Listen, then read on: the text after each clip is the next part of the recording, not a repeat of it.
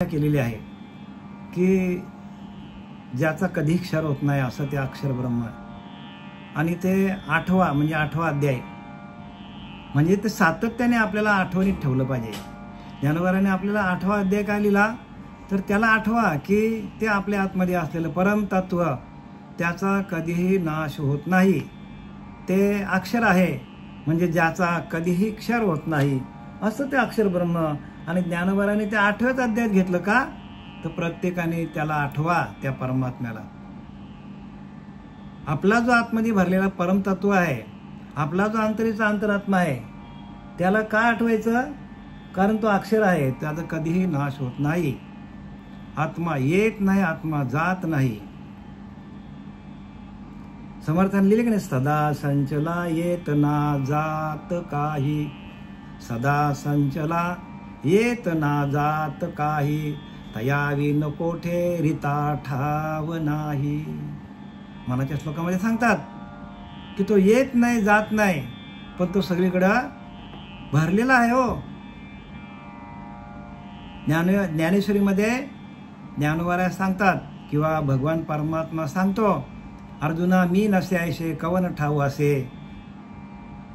मी नाही अशी जागाच नाही अर्जुना, परंतु प्राणी याचे दैव कसे माते न देखती. इथे देखती म्हणतात पण ज्ञानोबा असताना त्याला आठवा. तो जर तुम्ही आठवला, तुम्हाला चालवणारा जर तुमच्या आठवणीत राहिला सातत्याने बरं का, त्याचा एक क्षण पण रिकामा अर्धघडी राहू नको. एक क्षण पण आपण त्याला विसरलो तर तुकाराम महाराज म्हणतात, तुकाराम महाराजांच्या भाषेत आपण सांगूया. तुकाराम महाराज म्हणतात, पाण्याविन मासुळी तैसा तुका तळमळी. म्हणजे काय, याचा अर्थ असा आहे की पाणी आटला तर मासा तडफडून तडफडून तडफडून तडफडून मरतो. तसं प्रत्येक साधकाने तुकोबारांना काय म्हणायचे समजून घेतलं पाहिजे. प्रत्येकाने आपल्याला त्याचा विसर पडला त्या भगवंताच्या नामस्मरणाचा तर आपल्याला पण तसं व्हायला पाहिजे. जसा मासा कसा तडफडून तडफडून तसा आपल्याला आपल्या त्या हरिनामाचा विसर पडला तर आपल्याला आपला जीव तसा कासावीस व्हायला पाहिजे.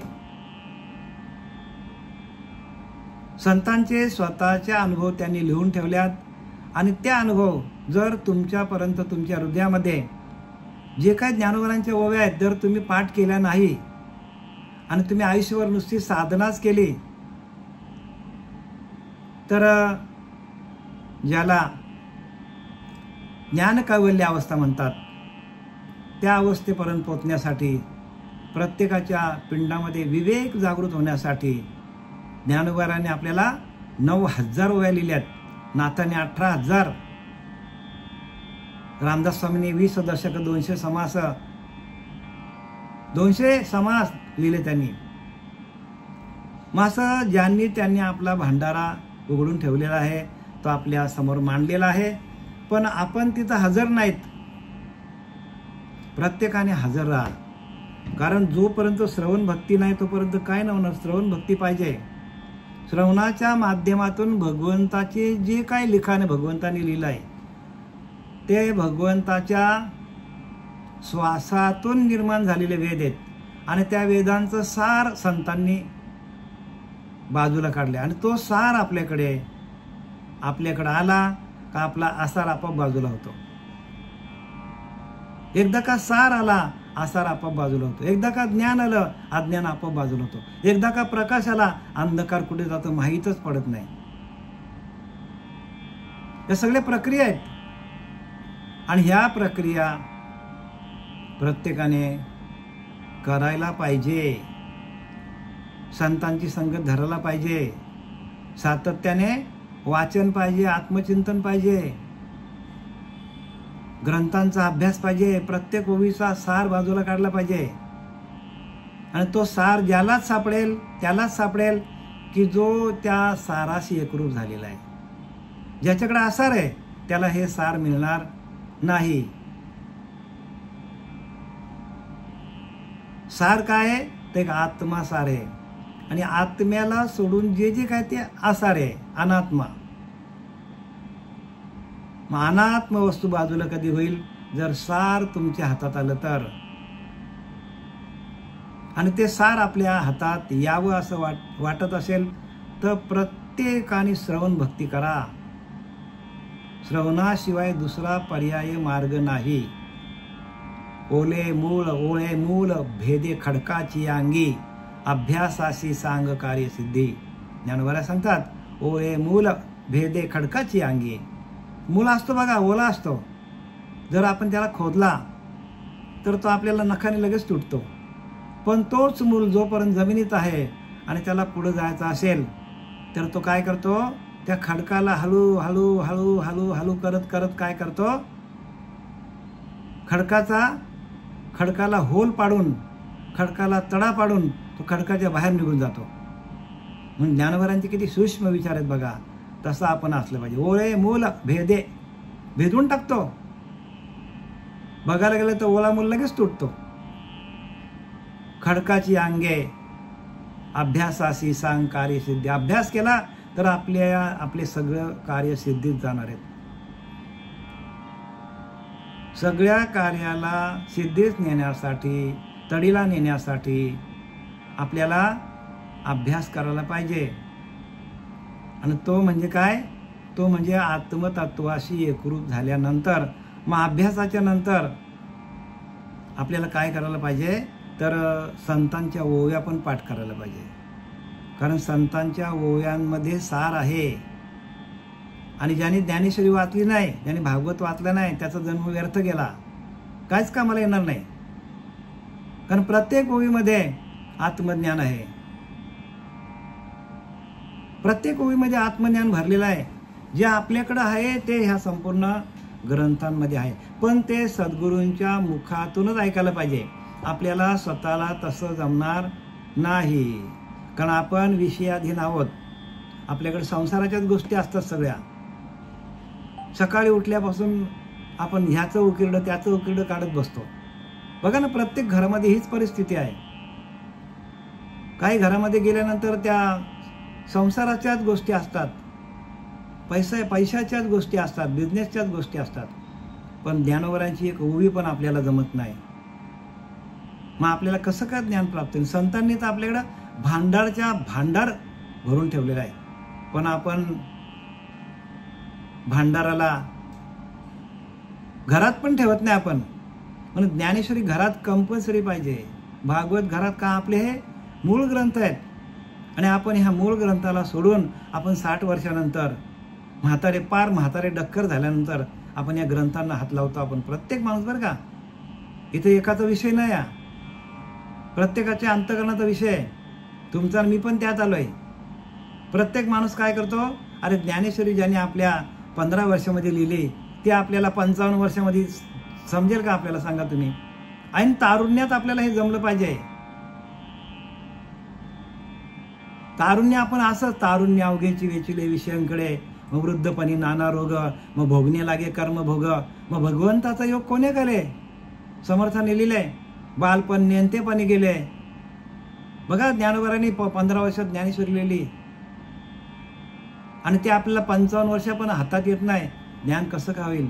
संतांनी त्यासाठी अवतार घेतलं आणि त्या अवताराला आपण विसरलोय आणि आपण भलत्याच माणसांच्या मागे लागलोय. आपण जे आपल्याला मिळालं पाहिजे, आपण मराठी माणसं आहोत. मराठी माणसाने, मराठीतले आपले संत आलेले आहेत आणि त्या संतांना आपण मानवंदना देऊन, त्यांना साष्टांग दंडवत घालून सकाळी आपण त्यांचं स्मरण करायला पाहिजे. आणि त्यांनी जे काय लिहिलेलं आहे ते आपल्याला आत्मसात करायला पाहिजे. आत्मानुभव चोखलेल्या वाटा, लिहिले की नाही? आत्मा अनुभवातून या वाटा चोख होतात. सांगून ऐकून होणार नाही, बरं का. आत्मानुभव यायला पाहिजे. आणि आत्मानुभव आल्यानंतर प्रत्येकाने श्रवण भक्ती करायला पाहिजे. श्रवणाच्या माध्यमातून आपल्याला ह्या ज्ञान मिळतो. पण आपल्याला जो सांगणारा जो वक्ता आहे, त्या वक्त्याकडे ते आत्मतत्व असले, त्या वक्त्याकडे ते नाम असले पाहिजे. तो वक्ता उच्च कोटीचा असला पाहिजे. आणि तो वक्ता जर खालच्या कोटीचा असेल तर मग आपण गेलो खालच्या बाजूला, गेलो आपण गेलो खालच्या बाजूला, म्हणजे आपण गटांगल्या खात खाली जातो बघा डोंगरावरून. तसं आपण या मनुष्य देहाला येऊन आपण 4 पायांचे होऊ, मग सरपटणारे होऊ, घसरणारे होऊ. आपण घसरून जाऊ बरं का. कारण 50-60 वर्षांमध्ये गाडी उतरणीला लागतो तेव्हा टायर झिजलेले असतात, ब्रेक लागत नाही. पण ऐन तारुण्यातच हे मिळालं पाहिजे. तारुण्य अवघेची वेचुले विषयांकडे, वृद्धपणी नाना रोग. बघा, प्रत्येक जीवाचा लिहून ठेवलेला आहे. तुमचा ना माझा काही वेगळा नाही, प्रत्येकाचा जीव तसाच आहे. वृद्धपणी नाना रोग भोगणे लागे कर्म भोग. म्हणजे कर्म जे काय केलंय ते कर्माची आपल्याला फळं आली. भगवंताचा योग कोण्या काळे. भगवंताची भक्ती कुठे आहे? कारण भगवंताची ओळखच नाही. आपण ज्यांना भगवंत समजतो ते भगवंत नाही आहे. आपल्या हृदयामध्ये भगवंत, हृदय असतो नारायण लिहिले की नाही, त्या हृदयस्थाच्या नारायणला आपण विसरलोय. आणि आपण त्याच्या सत्तेवर सगळं आपण विषय भोगल्यात. म्हणून समर्थ सांगतात, पाहुणा म्हणून घरी आला, घर धन्यास नाही ओळखीला. राजामधून आला राजाच नेने. देहासंगे कर्म भोगिले, देहासंगे विषय भोगिले. देह धरत्यास चुकले नवल मोठे. त्या देहाच्या सान्निध्यात राहून आपण काय केलंय? सगळं संसार थाटलाय, विषय भोगलेत, नको नको ते आपण केलंय. आणि देह धरत्यास चुकले नवल मोठे. आणि देहाला ज्याने धरलंय, ज्या पांडुरंग परमात्म्याने, ज्या आत्म्याने, ज्या आत्मतत्वाने या देहाला धरलंय, त्याचाच आपला विसर पडतो. आणि त्याचं भजन आपण करायला विसरतो. दुनियादारी आपण बरंच काय दुनियादारी करतो आपण. जे जे आपण करू ना, आपल्याबरोबर काही येणार नाही. जे जे करशी आणि काही नामा परते तत्व नाही सांगतात. नाम हे तत्वरूपाने रोम रोम भजन करतो आपला. नखशिकांत भरलेला आहे. आणि त्याची अनुभूती येणं म्हणजे आत्मज्ञान आहे. वाचणं म्हणजे नाही बरं का. वाचणं, सांगणं हे फक्त दवंडी पिटवण्यासारखं आहे. पण ही दवंडी पिटवताना आपण एकांतात गेलो पाहिजे. एकांताचे सुख पाहिजे. एकांताचा अतितत्पर पाहिजे. अधिकारी पाठांतर. एकांतरात गेल्यानंतर जे अनुभव आले आहेत ते आपल्याला पाठ करावं लागतील. म्हणजे या ओव्या पाठ करावं लागतील. एकांतामध्ये गेल्यानंतर या सगळ्याच्या सगळ्या ओव्या आपल्या आतमध्ये आहेत. आपली भक्ती अशी असली पाहिजे की ज्ञान करायला आपण आत्ता बोलवलं तर आत्ता आपल्या समोर हजर व्हायला पाहिजे. एवढी आपली भक्ती असली पाहिजे ज्ञानोबारांची. तुकारामाला आत्ता बोलवलं तर आता आपल्या समोर यायला पाहिजे. हे सत्पुरुष गेलेले नाही बरं का. हे सगळेच्या सगळे आहेत. पण आपली दृष्टी आंधळी झालेली आहे. म्हणून तुकोबारा म्हणतात, आंधळेचे जण अवघेचे आंधळे. सगळेच आंधळे येतो. तुमची आमची दृष्टी जी आहे बघण्याची, जी ज्ञान दृष्टी आहे, तो तिसरा डोळा आहे भगवंताचा, शंकराचा. तो आपला उघडलेला नाहीये. भागवतामध्ये बघा, जे द्वारका त्याला बुडवायची होती, यादव कुळाचा संपूर्ण नाश करायचा होता, त्यावेळेला द्वारकेमध्ये जे ऋषीमुनी होते, कृतायुगाचे, त्रेतायुगाचे, ते सगळेच्या सगळे त्या भगवंतांनी बोलवलेलं आहे. आणि त्यांना सांगितलं, तुम्ही काय करा, तर तुम्ही पिंडारक स्नानाला जावा. तुम्ही इथं थांबू नका. कारण मला इथे म्हणजे भगवंताची ताकद किती आहे हे सगळं आपल्याला आपण वाचायला पाहिजे. आपले धर्मग्रंथ वाचायला पाहिजे. धर्मग्रंथ वाचण्यासाठी आपण धर्मात असलो पाहिजे. आपली इंद्रिय धर्मात असली पाहिजे. आपली इंद्रिय इकडे तिकडे धावणारी असतील तर आपल्याला धर्मग्रंथ काहीच कळणार नाही आपल्याला. म्हणून इंद्रिय निग्रह करा.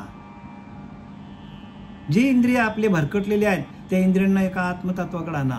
आणि त्या इंद्रियांना आत्मतत्वाकडे जे भजन चालू आहे हृदयाकडे, तेच भजन इंद्रियांच्या माध्यमातून आपल्याला काय करतो, या ब्रह्मांडामध्ये नेतो. आपल्याला आपलं आतलं भजन आपल्या ब्रह्मांडामध्ये घेऊन जाईल. आपल्याला आत हरी बाहेर हरी, हरिनेमध्ये व्यापिले म्हणजे काय, आतमध्ये आहे ते रोमारोमातून बाहेर पडतं. आणि त्यावेळेला आपल्याला हे आत्मज्ञान होतं. आपण 10 मिनिटं राहिल्यात. आता अध्याय आपला 8वा आणि त्याला आपण आठवता ज्या काय आठवणी त्या अक्षर ब्रह्मातून अनुभवाला आल्या त्या तुमच्यापर्यंत सांगण्याचा प्रयत्न करतो. काल आपण ओळी क्रमांक 53वर आलोय.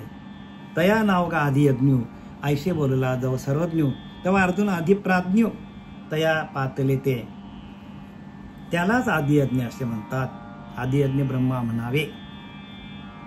आणि असे ज्यावेळेस सर्व श्रीकृष्ण म्हणतात, सर्वज्ञ श्रीकृष्ण म्हणतात, तोच महाबुद्धिवान अशा अर्जुनाच्या ध्यानात आले. म्हणजे जो आधियज्ञ आहे त्या आधियज्ञाला सातत्याने तेवत ठेवून सातत्याने त्या आधियज्ञाचं चिंतन करता करता जी बुद्धी आपली होते, बुद्धी होणारासारखी ठाके, म्हणजे बुद्धी आपली तशी होते, संतांसारखी होते. आणि आपली बुद्धी जर संतांसारखी झाली तर आपल्याला ह्या ज्ञानेश्वरीचा अभ्यास कळेल, अन्यथा आपल्याला ज्ञानोबरांची ज्ञानेश्वरी कळणार नाही.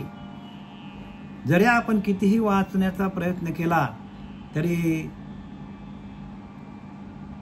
तरी आपल्याला ज्ञानातून वैराग्य, भक्तीतून वैराग्य आणि वैराग्यातून ज्ञान व्हायला पाहिजे. तिन्ही गोष्टी आपल्याला पाहिजे. जसं गुरुप्रचिती, आत्मप्रचिती आणि शास्त्र प्रचिती, ह्या तिन्ही एकवटल्या जेथे, तिन्ही एकवटल्या पाहिजे आपल्याला. नुसतं ऐकणं पण जमणार नाही, श्रवण करणं पण जमणार नाही, ध्यान पण पाहिजे आणि वैराग्य पण पाहिजे. तिन्ही गोष्टी एकत्र यायला पाहिजे. त्यातली एक भक्ती नसेल आणि ज्ञान आणि वैराग्य तरी जमणार नाही. भक्ती असेल, ज्ञान नाही, भक्ती आणि वैराग्य जमणार नाही. भक्ती आहे, भक्ती नाही, वैराग्य नाही आणि ज्ञान आहे तरी पण ते फिकच आहे. म्हणून तिन्ही गोष्टी तिन्ही एकवटल्या जिथे तिन्ही एकवटले जातात तेथे शब्द ब्रह्म कवलेले ते मी नमले आदिबीज, या आदिबीजाच्या माध्यमातून आपल्याला त्याची अनुभूती येते. हे जाणावे म्हणितले देवे पार्था परिसतू आहाशी भरवे, या कृष्णाची या बोलासवे येरू सुखाचा झाला. अर्जुनाला ब्रह्म समजले आहे असे देवांनी जाणून ते म्हणाले. म्हणजे भगवंताला त्या अर्जुनाच्या चेहऱ्यावरच्या छटा पाहून भगवंताला काय वाटलं की अर्जुनाला ब्रह्म समजला. आता अर्जुनाला काय झालंय, ब्रह्म समजलं.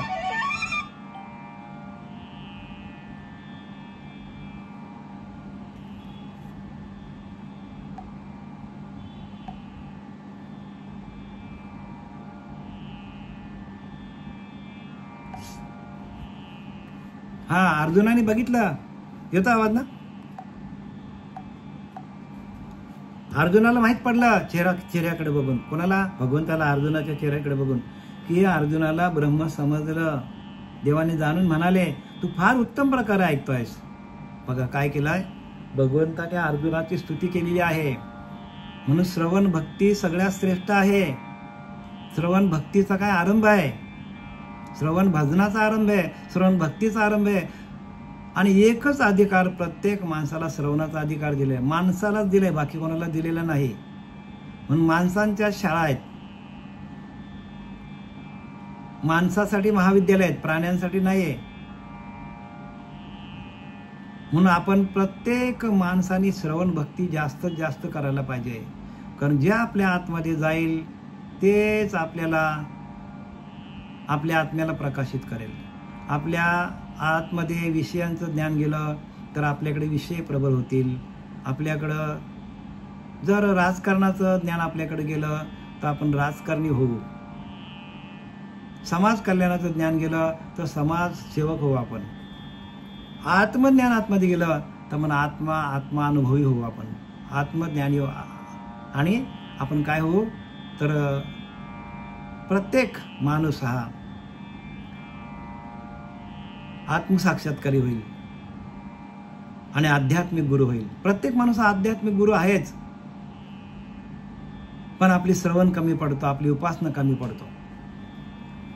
असे श्रीकृष्ण बोलले. अर्जुन आनंदित झाला. बघा कोणाला वाटला आनंद, अर्जुनाला आनंद वाटला.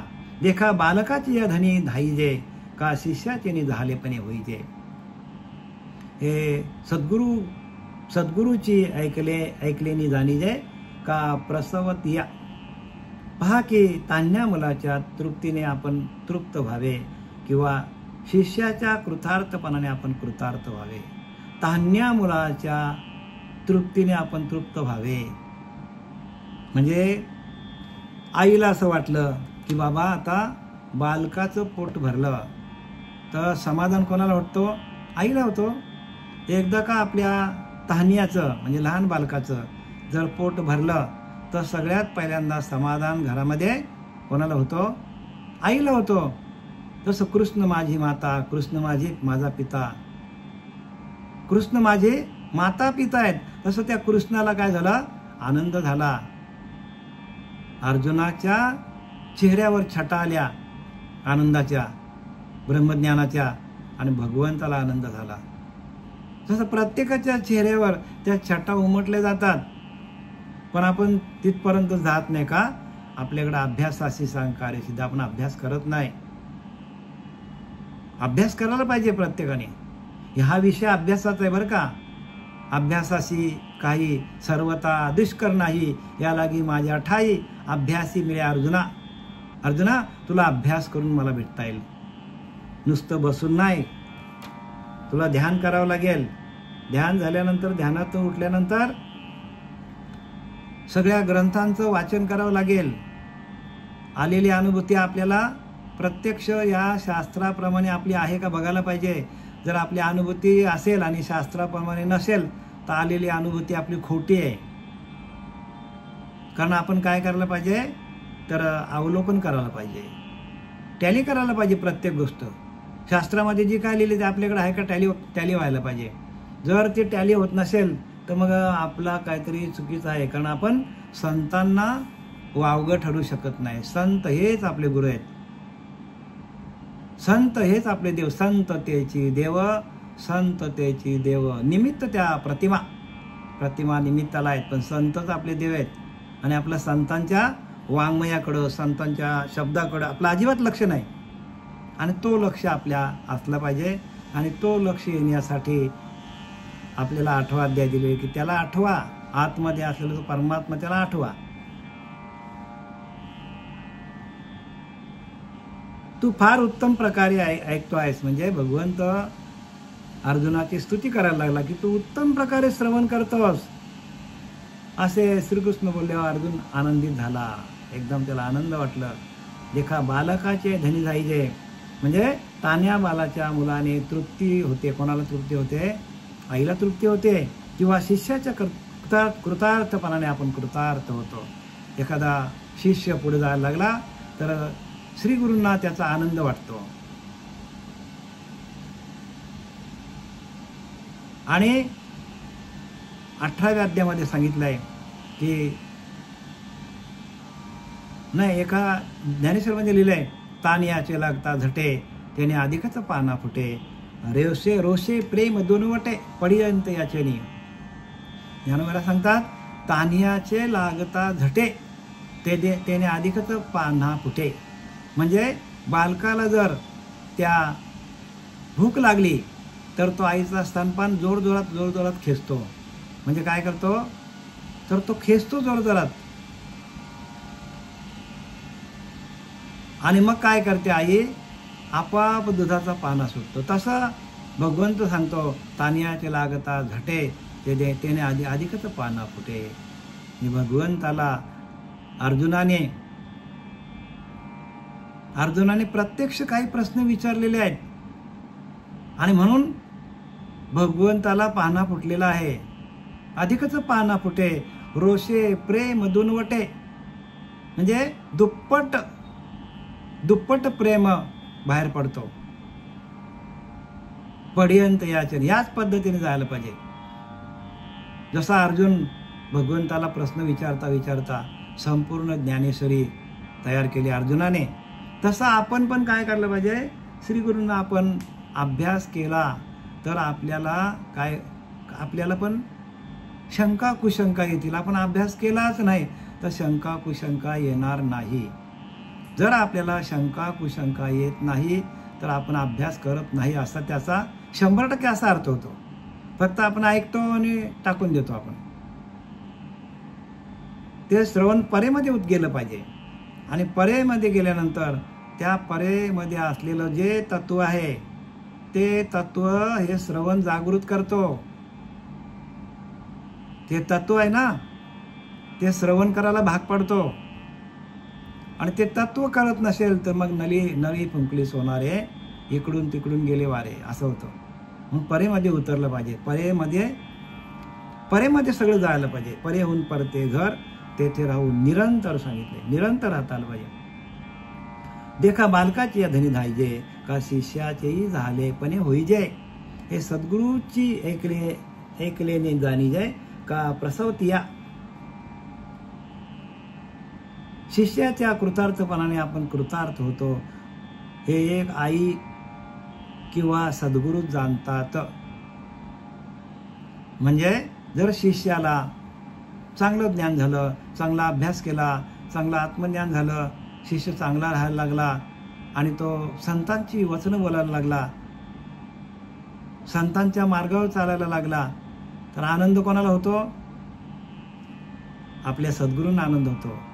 तसा भगवंत म्हणतो, अर्जुनाच्या चेहऱ्यावर छटा उमटल्या.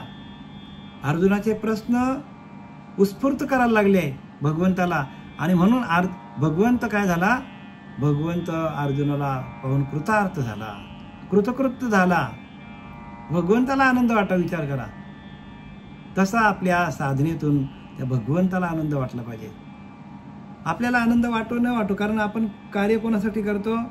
तर भगवंताचं कार्य करतो. भगवंताला आपण कृतार्थ करायला म्हणजे कार्य आहे चळवळीचे, जो करील तयांचे, परंतु अधिष्ठान पाहिजे भगवंताचं.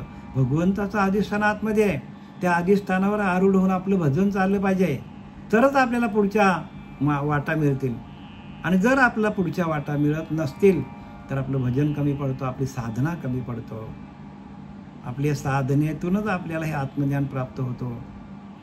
आत्मज्ञान म्हणजे आपल्याच आत्म्याशी एकरूप होऊन आपल्याला आलेले अनुभव, आणि ते अनुभव म्हणजे आत्मज्ञान.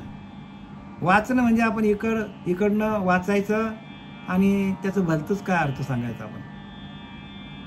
म्हणजे आपलं अंतःकरण शुद्ध नाही आणि तरी वाचायचं, तर आपल्याला विषयांचेच अर्थ लागतील. आपल्याला आपलं अंतःकरण मलिन आहे, आपले डोळे, आपली दृष्टी जर मलिन असेल,